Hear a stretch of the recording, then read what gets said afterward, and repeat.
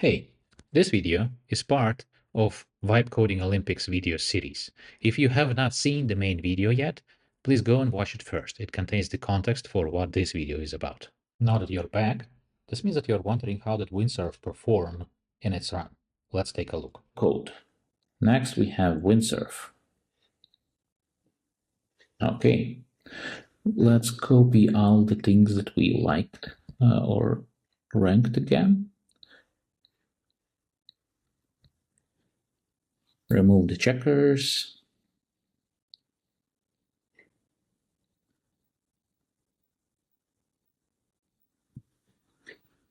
And let's try Windsurf.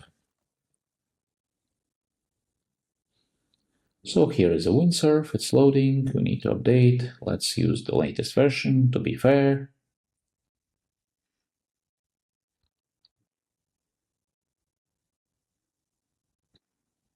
Okay, there is some kind of changelog. Let's open the folder. Let's go to work, comparison, and let's call it what? We need a new folder. Let's call it Windsurf and be done with it. Okay, we are in the folder. It's loading, it's empty, nothing there. Let's resize a bit. Okay, let's go. Let's choose the first prompt and move the folder part. So we will want to run it in write mode, right? It's not like some kind of agenting or whatever. We do want to use Sonnet 3.7. Not thinking. Okay, write mode. Okay, so we need a write mode. Here is a prompt for Windsurf. We just remove this part about the folder and ask it to proceed.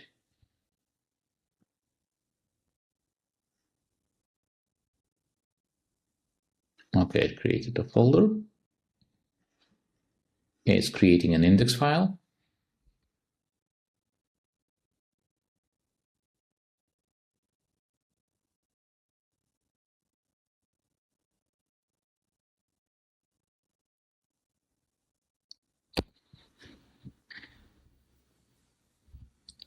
It did a file. I think I will make a note that it was fast.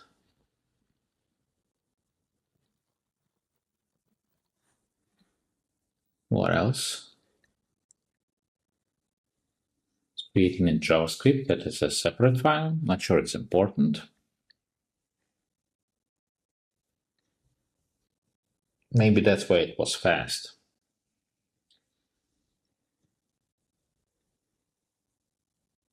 It decided to already create a README. That is not something I asked it before. Not sure it's a plus or minus. We'll see how it's going to go later when we ask it about GitHub part. It did have, again, cascade error. Because it's trying to fetch documentation, it fails. It's editing JavaScript.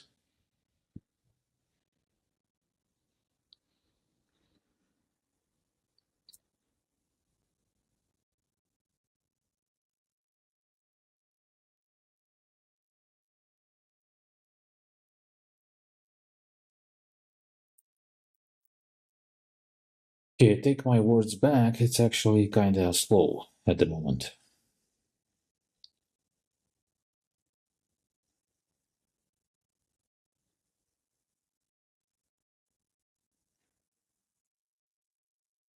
So it's like spent a lot of time on editing 16 lines of code. And it's now editing again the index HTML. I'm confused by now. And updating README again? What is happening? I would honestly say that this is a minus so far. It edited the same files multiple times after fully writing them. That is weird. Okay, but it's finished. Okay, let's copy the next prompt, which is open in the browser. But so far, amount of interactions was small. right? It's our only second interaction with it, aside of maybe creating a folder for it. Okay. It didn't open. Oh boy, it's serving it on the server. That's not what I asked, but okay. And it opened, it's inside of the. Oh, but I can close this because it opened an internal one, open an external one. And it's 3-column already. We have some things. We need the key. It doesn't have a prompt. That's interesting. Let's use cats again. More cats. Okay, let's take the key.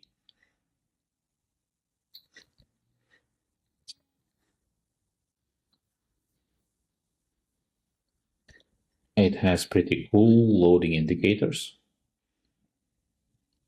It's probably gonna fail this one.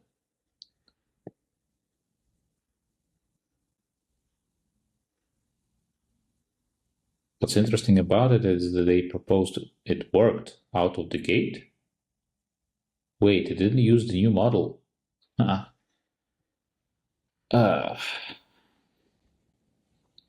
That's new. I haven't seen the model make that mistake yet.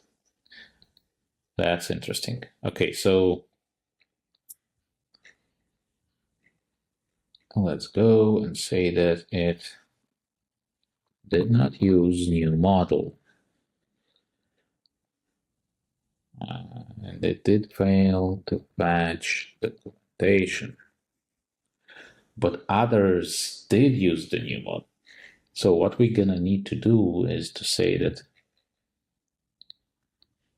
instead of using an chanced dolly tree, use this as its new model.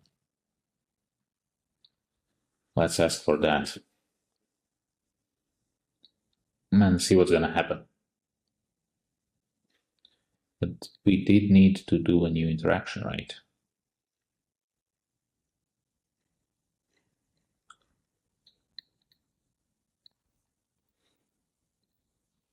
So it's editing scripts, very small changes, that's okay. It's updating HTML as well. I think it didn't show the years, right? Did any of them show the years? I kind of liked,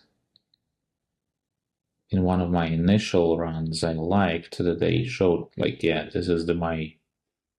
Oh no, actually Visual Studio Code did show the years, others didn't. I guess we can also add it to pluses, minuses, but don't want to count already. So we're gonna stay to the matrix with state. Okay, so it should have updated. It is saving to this, but it didn't create any prompt. It is saving to local storage the key, so I don't need to paste it. That's good.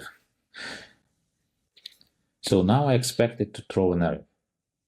None of the models without reading the documentation knew how to deal with the image, the new model. Interesting that even for DALL-E 2, it shows relatively a cache image. And this is too unreal. But I guess this kind of images happen sometimes, but this is unreal. And the slowest model, GPT image 1.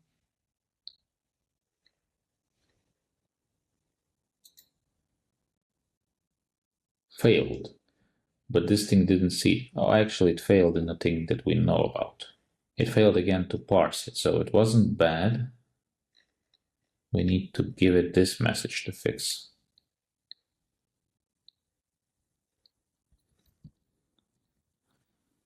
And let's go and write down the new interaction, 5.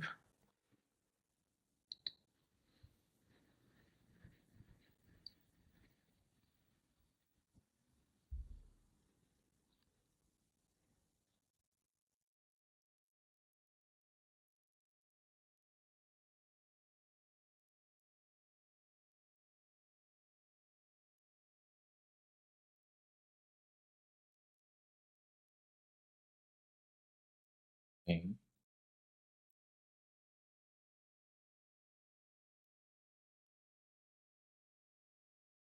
It should work. Let's copy again. Let's see more cats and hope it works.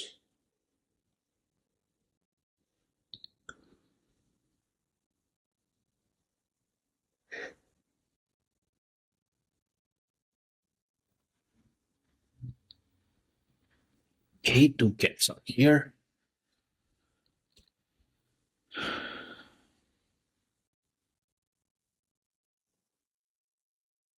I think I want to pre-generated added default prompt, which didn't.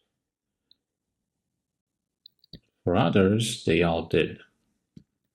I'll just need to recount in the end the numbers for these things. All others added their own prompt as default. It did fail on getting the documentation right. Wait.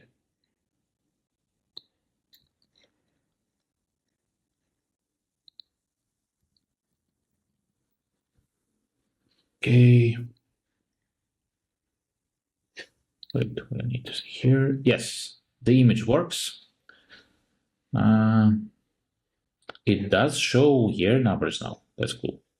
Okay, I think we are done with this stage. And we can proceed to the next stage, which is prepare for GitHub.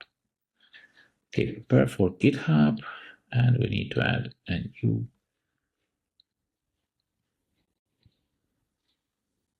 So it's enhancing a README for GitHub.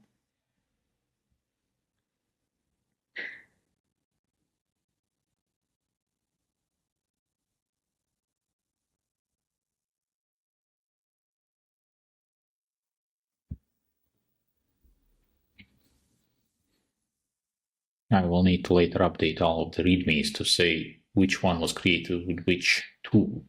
And I will share the links down in the comments. It's creating a license. Okay, cool.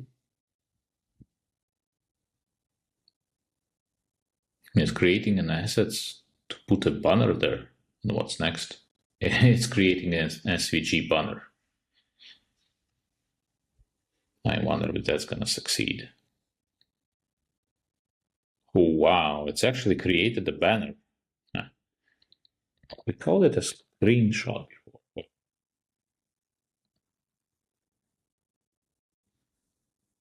Let's put it. Yeah, we do have screenshots, right? Oh, and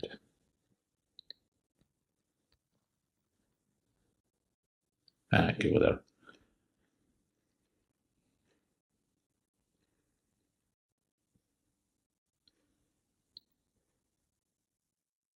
Did I count the action? I'm starting to get tired of this. Okay, what the hell is it doing? It's creating deploy script and set up GitHub repo shell command. Can you run them? Actually, whatever about this, let's just give it the last command to actually publish it.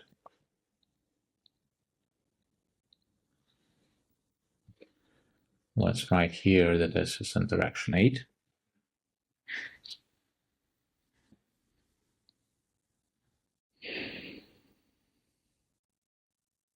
It is doing things. So it's committing stuff. It's checking GH. That's interesting. It created the repo. Okay. Okay, it successfully did that.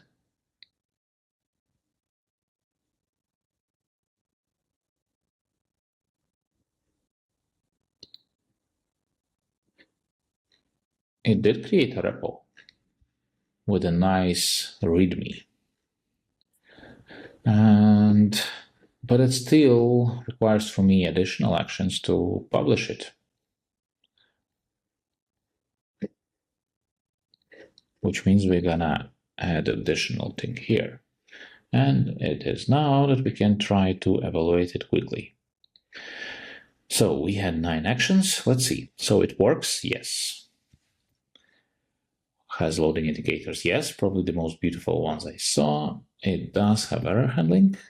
I think design is, well, honestly, I will put it with Claude Code, but for whatever the reason, design is so-so. Copyright and license footer. No footer created. API key link. I think no one did it in this run. We almost can remove that one. Ability to save image. Nope. None of them did. Use local storage for, yes, that's a good one. Shows revised prompt. Nope. Doesn't. Shows loading time. Nope. Created a screenshot. Yes, there are one. Created a license file. Yes. Published the page. No. Got documentation. No. Added default prompt. No. Okay, so now we can count. Okay. 1, 2, 3, 4, 5, 6. So 6 and plus. Minus 1, 2, 3, 4, 5, 6, 7, 8, 9, 10. And we have 10 in minus. That's freaking crazy. Minus 4. Now price. So I wonder if we can have some kind of usage. Manage memories, cascade usage. Do we have cascade usage here?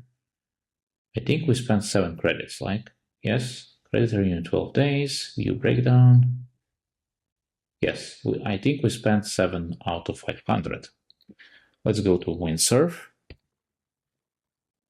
and check what do they have in price. So Pro gives us 500 prompts a month. Okay, kind of interesting that I have that. So we have 15 bucks. Let's check the cost.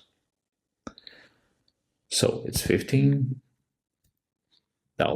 for 500 credits, and we spent 7 on this thing. So it's 7 messages. Let's see. So we gonna do this. So this is cost per 1 message, and we spent 7. So it's 21 cents. Relatively expensive. Surprising. I thought it would be cheaper. But that's Windsurf. Now that we went through the video, you could see that there was some kind of flakiness, some weird loops. It had some cascade errors, but otherwise it performed pretty well. It cost something like 21 cents. It did end up taking third place in overall scoring, so it did pretty well in my view. One thing that maybe I kind of disliked was that it tried to preview, actually it previewed the result of its work inside of the IDE. I don't think, like, I can imagine some people would like that, but I would prefer to see it in a real browser that I can debug, that looks like real browser. I don't know. I prefer to look at things in a real browser, not in the inline preview. That was, and I mean, I asked it to show it in the browser. It first showed it in preview. So anyways, this is how Windsurf performed. I think it was quite good performance. Give it a try. If you like what I showed you here, please consider liking, subscribing, commenting. This helps the video. There are also some other support links to support my work and my open source projects. Consider supporting me in that sense. Otherwise, thank you, enjoy, and see you next time.